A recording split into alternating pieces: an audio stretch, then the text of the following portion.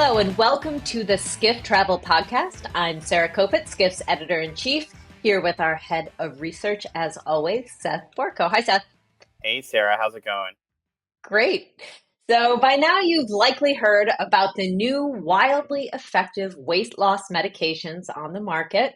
Going by the brand names Ozempic, Wegovy, and Zepbound, these drugs are part of a class of new medications that were originally formulated to treat diabetes.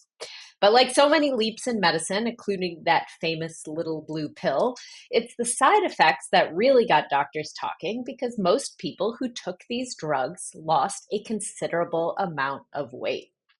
Fast forward to now, and it's difficult to understate what sort of impact these drugs could have on society. So, Sarah worked on this incredible feature piece looking at the impacts of Ozempic, GLP-1s, and weight loss on the travel industry, and the Skift research team was able to support her. This was a great piece that took a really detailed look at how sustained, meaningful weight loss could impact the travel industry. And the results were really fascinating. So, Sarah, first, the setup. This is your story. Who did you talk to for this article? Yeah, so I talked to a whole bunch of people, but I think that the users of these GLP-1 drugs themselves were the most interesting folks for me to kind of, mine what they were thinking. I talked to one woman who just, I think, was a very typical user. She was, about 80 pounds overweight, always had been her whole Mm-hmm. adult life. She was a teacher. She lived in Arkansas. And, she was telling me about how, like, about a decade ago, she went to Spain with her students, high school students, and they all went on a camel ride. Yeah. And she just was, for any of you who have actually been on a camel, they're very, very tall, taller than you think they Yeah. might be for those of us who, do not grow up around them. And she told me, she's like, Sarah, I was just looking at that camel and watching all the kids get up, and I was just like, I can't do it.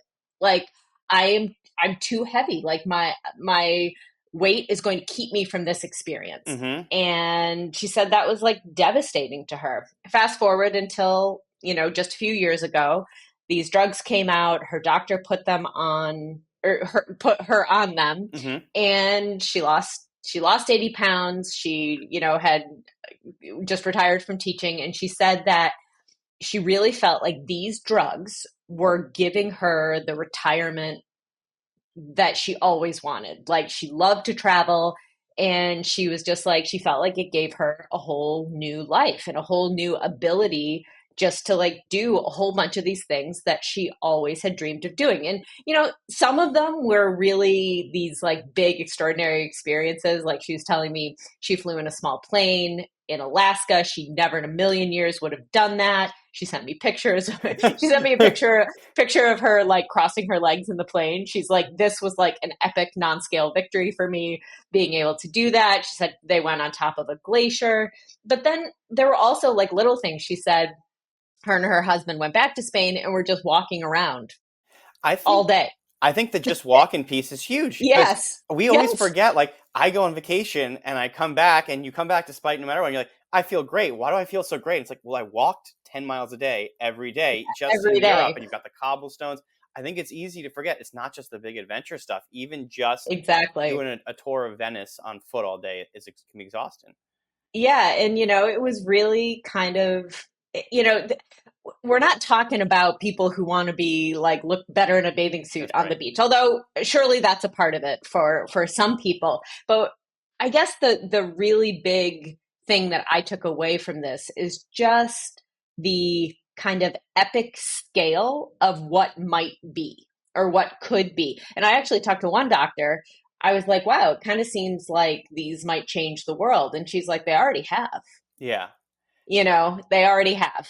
So, and we're only a few years in. And I would say, even though kind of awareness is growing, we're not in a situation where even close to the amount of people who could benefit from these drugs are taking them for a lot of reasons. They're incredibly expensive. Insurance doesn't usually cover them, and they're incredibly expensive. Like, that's, they're over $1,000 a month if you just, buy them retail without insurance. So, So that is going to be prohibitive for most people. But that will change, right? I mean, you gave the Exactly. example of the little blue pill, which was expensive at first, and now you can find Yeah. readily available in many places. And so, like, ultimately, over Well, time, there's be new generations of these drugs. They'll get cheaper to manufacture. You'll get generics, and it will be generics. a huge impact.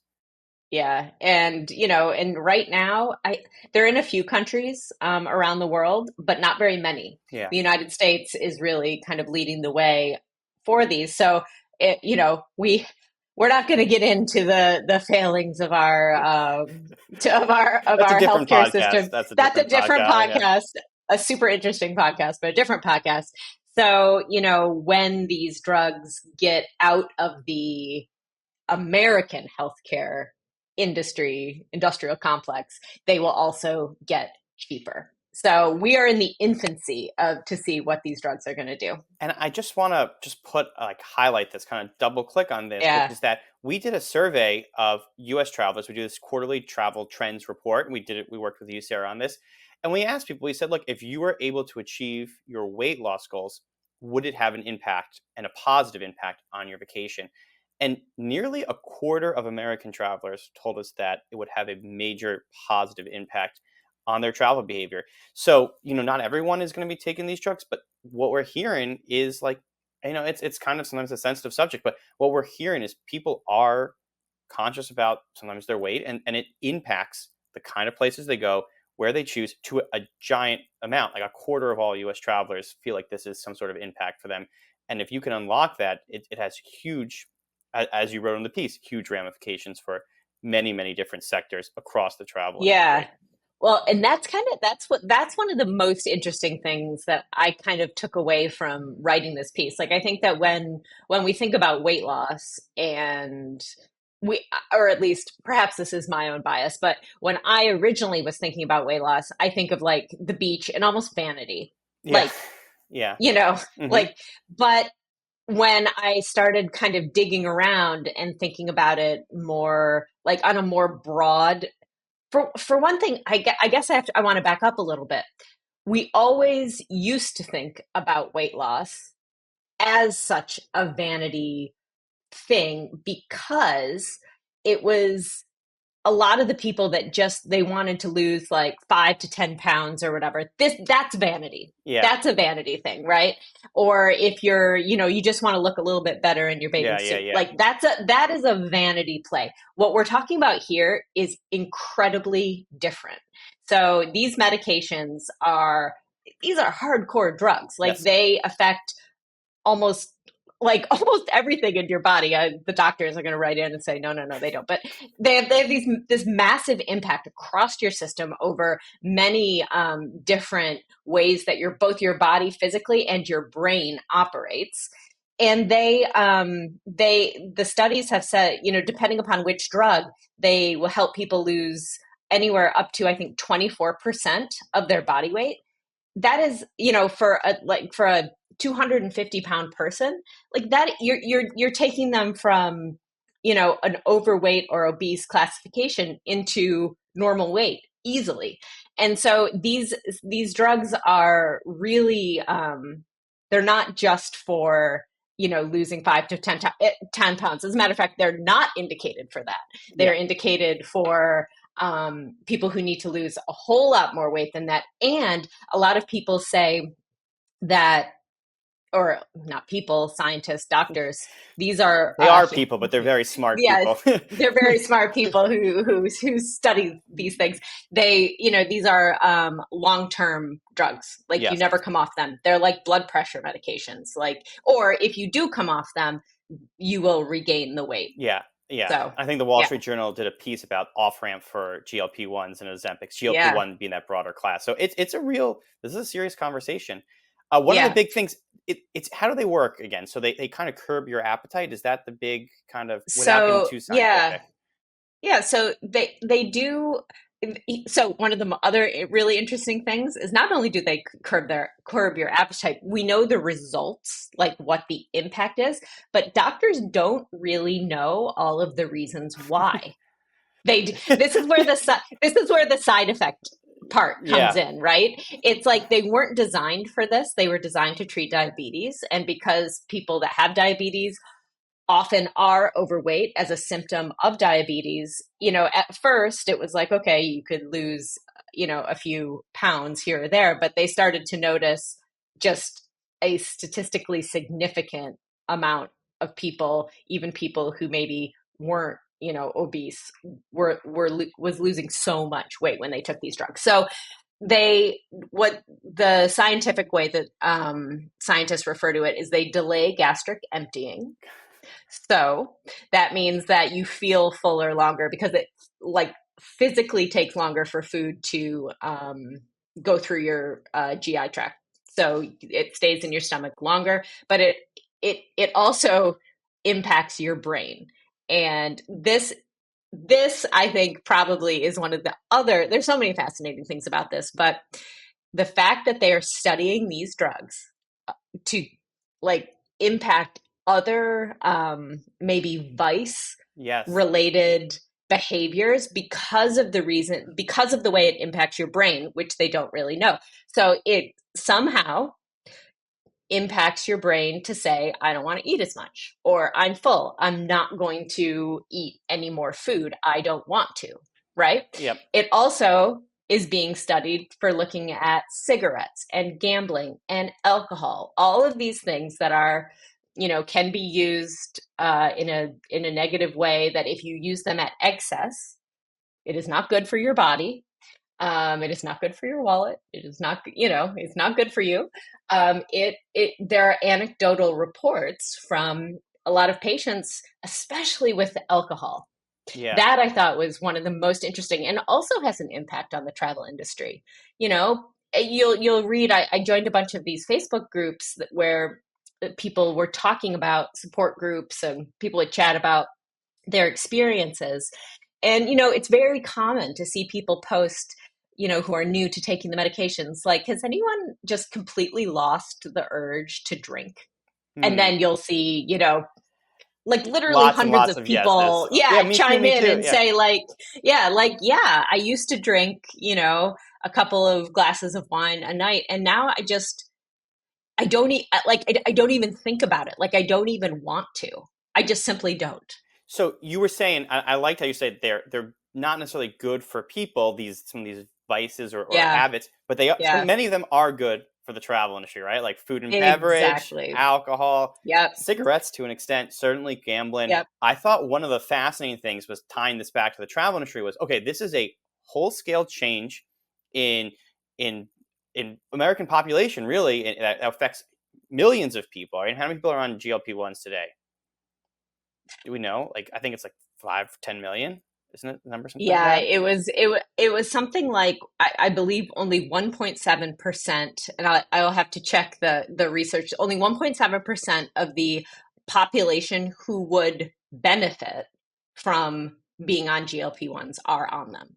So we're talking about a population of tens of millions of people that are potentially Yeah. going to be taking this weight loss drug, have transformative impacts on where they're able to travel, the kind of foods they can and want to eat, how they want to drink, how they want to participate. So there's going to be Yeah. massive implications for travel industry who provides services to these customers. So Yeah.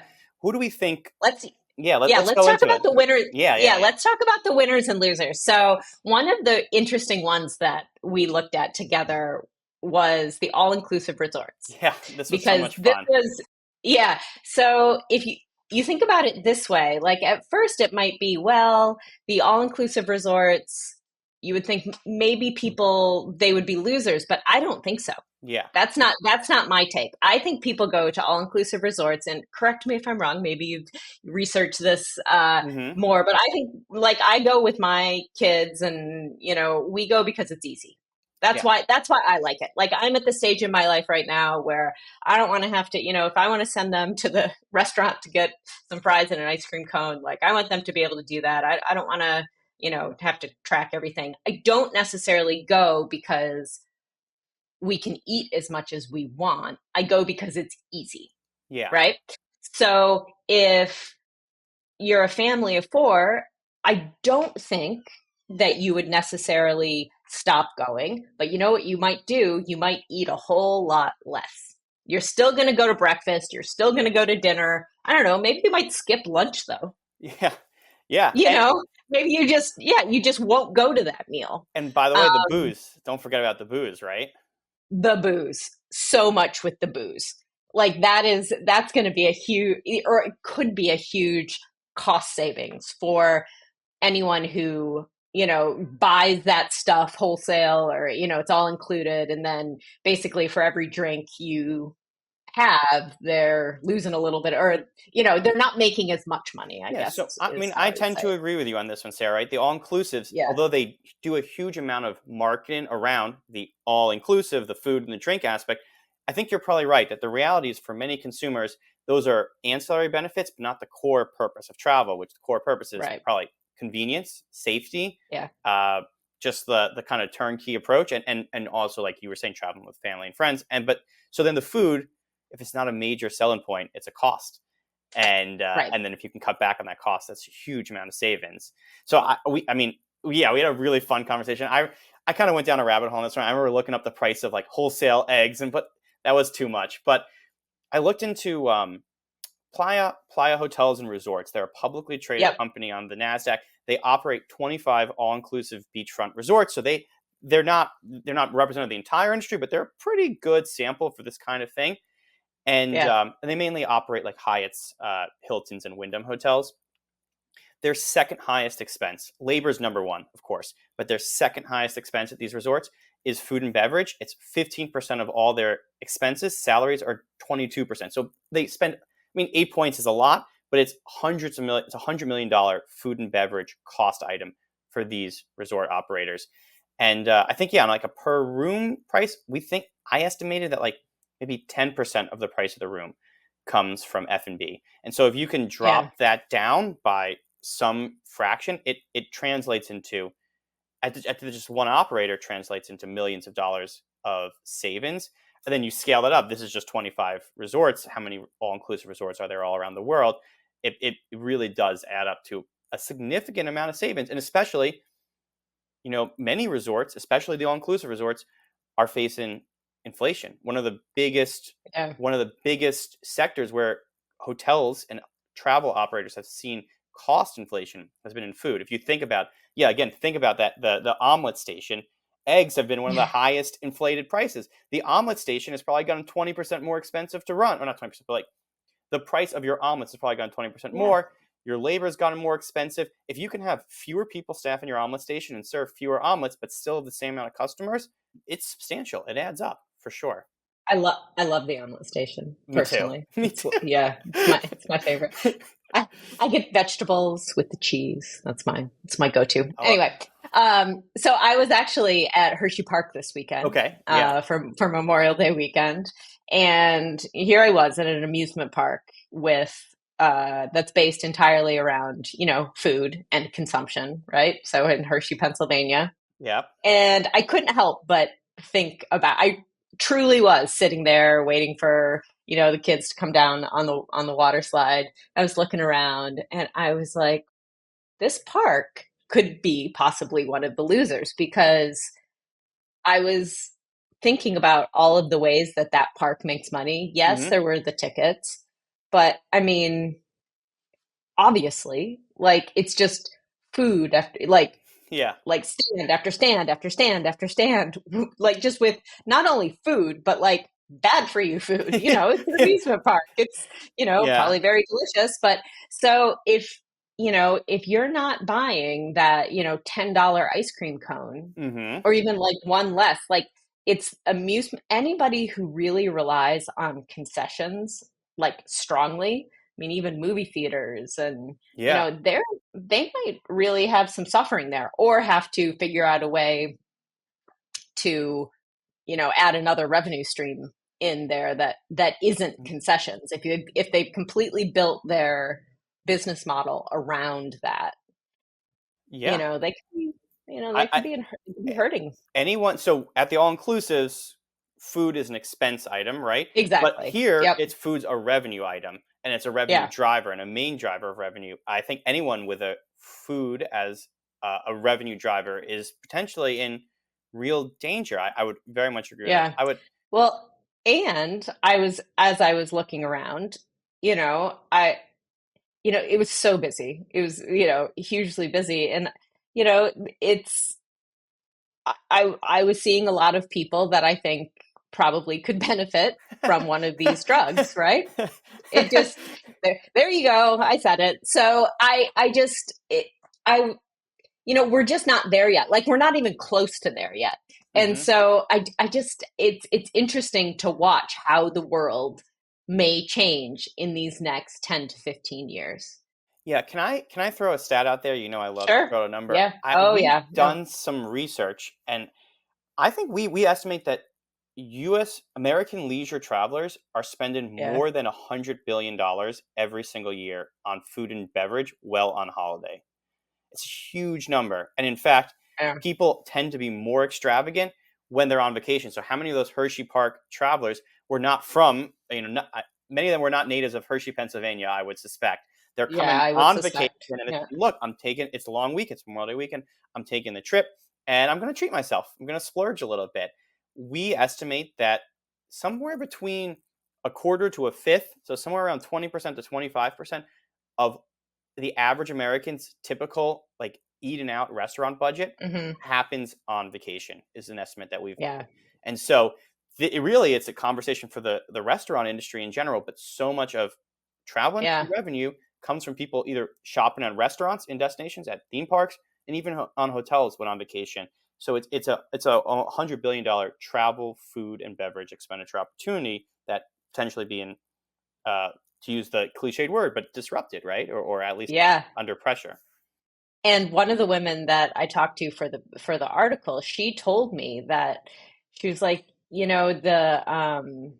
she's like that plane ride I took in Alaska. Hmm. It was expensive. She said it was pricey to take that plane up on top of the glacier. But my husband and I, when we would go out to eat, like I wasn't really very hungry, so we just used to split an entree, and all that money that I used to spend on food, we used that to go on this plane ride. She actually told me that. So it's like there's your case study. Like there's probably the thing that a lot of these that all aspects of the travel industry are going to have to And think about.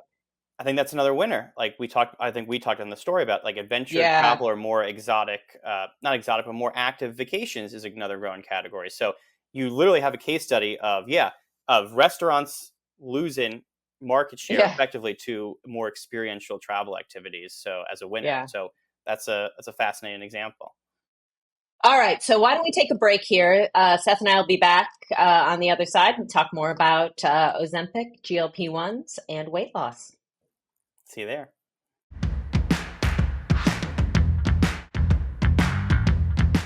All right, welcome back, everybody, to the Skift Travel Podcast, where Seth and I are talking today about Ozempic, GLP-1s, weight loss, and how it's going to impact the travel industry. So we kind of went through all of our different use cases before the break.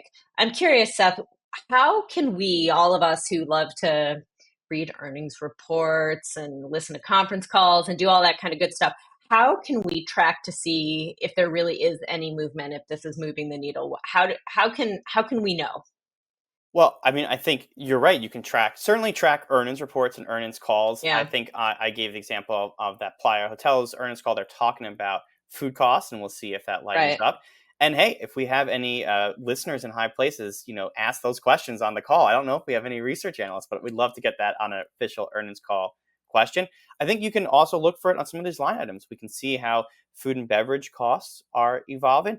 And of course, we have surveys and trackers which we Yeah. run here at Skift Research. So we're gonna keep asking about these sort of trends, and I mean I would even just encourage people like do a little bit of a what I would call a channel check. You can ask your friends and family. I think we are increasingly as things picks up. Like you're gonna probably know people who are on GLP-1s, and you can ask them if their travel habits have changed and see if we're on trend. I Yeah, don't right. know.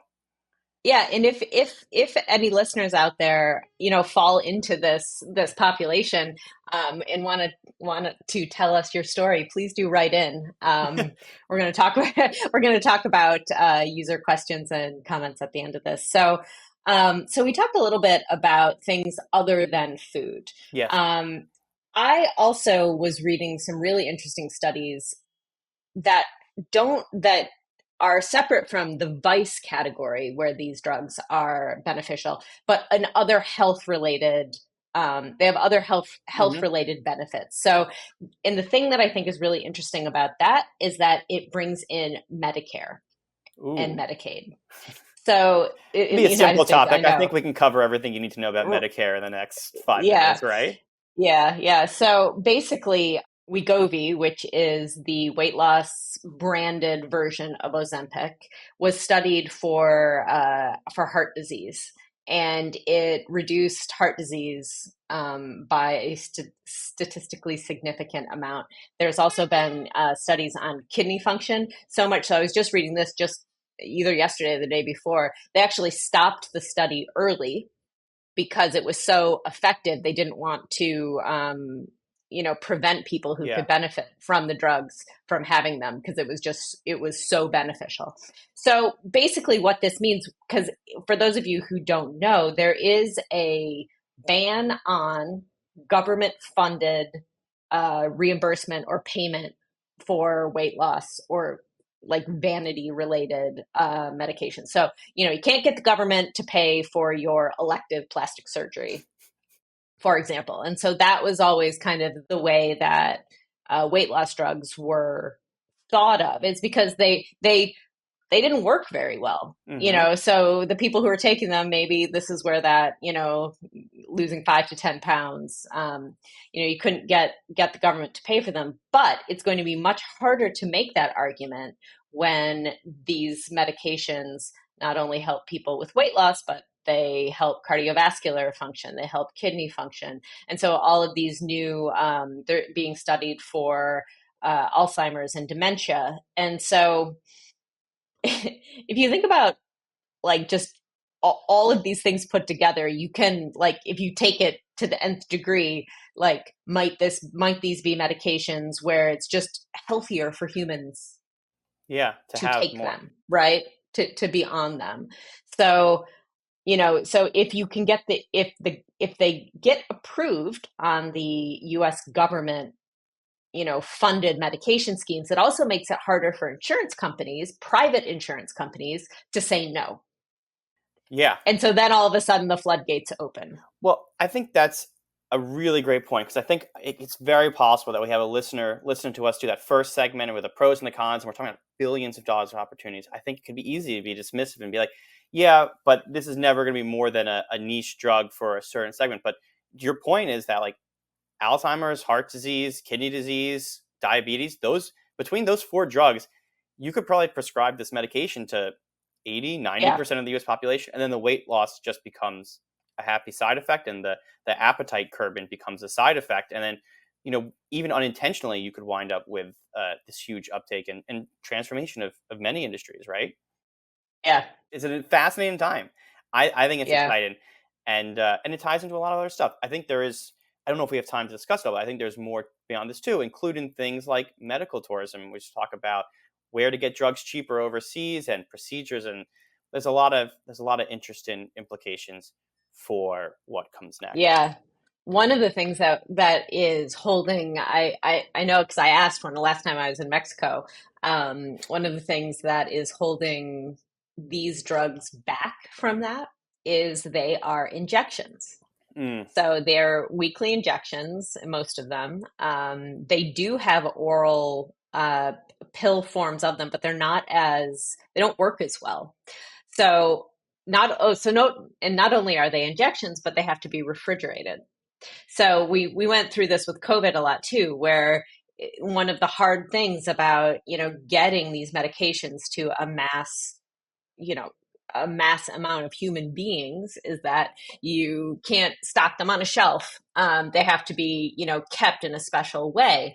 Well, so when I was in Mexico, I asked if they had any, and some places did, but they would have to like go in the back and pull them out of the special refrigerator. They did have the pill forms, but they're just as expensive. And right now, they're just as expensive and don't work as well.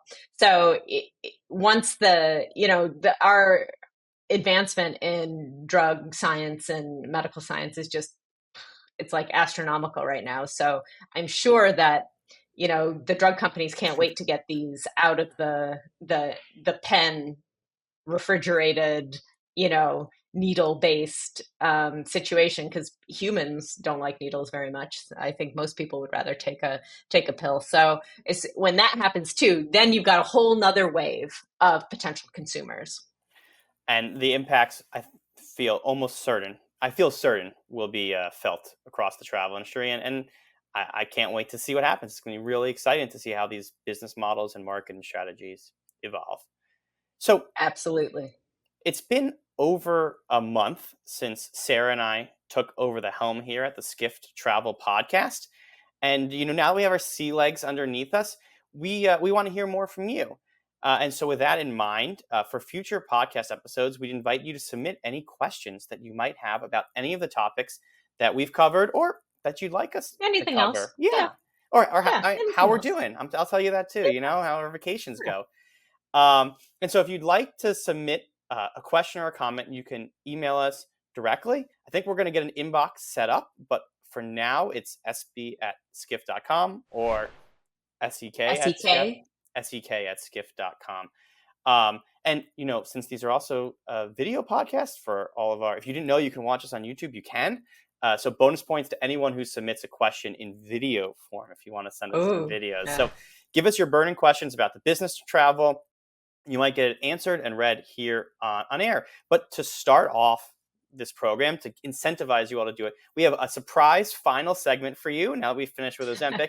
And we're going to just do some questions that we've talked about, and we're just going to do some questions that we've solicited from our friends and family of the pod. So you want to do it? You want to do a couple, Sarah? You game Yeah, for this? let's go. Okay. I am game. Well, here's one I like. Do you think the world has become bigger post-COVID, that people are exploring more places they hadn't heard of before, or is there always going to be mass tourism to those big destinations, Paris, Rome? I think so. Yeah? Yeah, I mean, I do feel like people are being a little bit more adventurous even in their own backyard. I think that because we did that during COVID, like where you could, weren't getting on planes, we kind of drove in our cars a lot of places and are still doing that. But I still think that we're very much in that revenge travel Mm-hmm. uh, moment in human history. I think we all remember a time when we couldn't get together with our friends and family and couldn't go anywhere. And I don't know about you, Seth, but I remember sitting despondently in my apartment being like, when this is over, like I'm going to every wedding. That's I'm going every I am all invitations will be accepted. I'm going to get out there. I'm going to go to every place. I'm going to write my list. I mean, I had lots of time, made yeah. lists, all the places I wanted to go. And I mean, look, we know people actually are following through with that That's from the numbers. absolutely. I think it's a great point, Sarah. And I might even say it's kind of a mix of both, whereas more experienced travelers, they are looking for new places and maybe they did get some inspiration. I think the national parks in our own backyard here in the United States, their visitation numbers are still at record highs and it's not dying down. So people tried new places and liked it. But we do surveys in India and China, and they'll always have Paris. We'll always have Paris, I guess, right? They Yeah. love Paris. They love Rome and they want to continue to visit those. So I think it's not that mass tourism is going away; it's that it's still there for sure. Oh, I like this. Let's do another. All right, let's do another. Um, well, this one ties back to our conversation on an earlier podcast about Airbnb. Um, the loneliness crisis, something we talk about at Skift, where Mm. people feel more alone after the pandemic, especially because of the pandemic. And Airbnb have this idea of Airbnb as a dating app. They just launched this new update where when you signed in, they said, "Tell us a little about yourself. Do you like long walks on the beaches? Do you like pina coladas? What do you like?" So the question is Airbnb's vision of creating communities within travelers and hosts likely to materialize? Can it succeed as a dating app of sorts, or is it just going to become another generic OTA?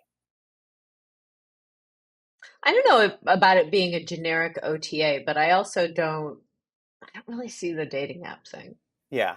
Well, I think the Yeah. dating app thing is about the matching algorithms. The idea is that a dating app algorithm needs to pair you with the right person, and Airbnb needs to pair the guests with the right host. Mm, yeah, I guess. I I don't guess. know. I don't know. I don't know. What do you think? I think I think it's trending away from dating app, right? The Yeah. point of the dating Yeah. app is that you have two unique people on both sides. And so you have a unique host and you have a unique guest. Whereas at a traditional hotel OTA, the hotels are not that unique. You pretty much have a couple different buckets and you're trying to match people with it. I think it's a challenge for Airbnb. They're trying to highlight those interesting properties, and they do have some really exciting ones. But ultimately, I think the majority of inventory probably tends towards a little more generic, in my opinion. So I don't know. We'll see. Sorry, Brian. We keep Chesky. We keep bringing Yeah. you up on this podcast. But hey, anytime you want to join, you can tell us why we're wrong. I think we have time for one more question. One more? Okay. Should we get a little controversial, Sarah? What do you think? Yes, All right. absolutely. Always. This question: the impact of cruises. Are cruises fundamentally destructive to tourism and the environment? Yes. Yeah, I mean, I Yeah. think yes. I mean, I was mostly thinking the environment when that popped into my mind. I mean, destructive to tourism, I don't know, but I don't think that there's much of a question that the big huge boats, are not great for the waters, and when Yeah, you bring so many people to places that maybe truly can't sustain them and support them, you've got a bit of an issue there. So I mean, look, I'm not, I'll be the first to admit I've never been on a cruise. I'm not a cruise fan, but yeah, I would say they're a bit destructive. I'll be a. Let's be. I said I was looking for a controversial. Maybe we'll be a little more even-handed. Let's not paint the cruise industry with one giant brush, because Yeah, there are yeah, river cruises, small cruises, adventure cruises, some really interesting operators doing some really yeah, cool things in more sustainable ways and getting access to destinations you couldn't otherwise. But I do tend to agree with you that those really really big, massive, largest cruise ship in the world sort of stuff. Um, yeah, they tend to, I think, they're not. I mean, in many ways, they're all-inclusive resorts. It's a great family getaway where it's safe, easy. You don't have to make too many decisions. But I think they've become emblematic of some of the excesses of over tourism for a reason. yeah. And And and they actually, we didn't bring them up, but they're one of the ones that could benefit from. that's right. That's right. Great. It's a great full circle. But the good news is their food costs could go down dramatically on the cruise lines, and we could see them benefit. And so I love that full circle moment, Sarah. Um, I think that's where we close today. I I think we're think that's done. where we close today too. We think we're done. Thank you all so much for joining and for listening in. I hope you enjoyed it, and let us know if you have any questions, and we're always open to your feedback. Thank you so much. See you next week. See you next week.